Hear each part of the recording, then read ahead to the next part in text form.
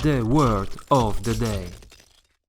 Siema ludzie, let's learn Polish language. The word for today is autor. Autor, which means author. Let's use now this word in a couple of sentences. Zapomniałem nazwiska autora. Zapomniałem nazwiska autora. Przekaż autorowi gratulacje. Przekaż autorowi gratulacje. Autorem tego wiersza jest mój tata. Autorem tego wiersza jest mój tata. Co autor miał na myśli? Co autor miał na myśli? Autor tej książki jest nieznany. Autor tej książki jest nieznany.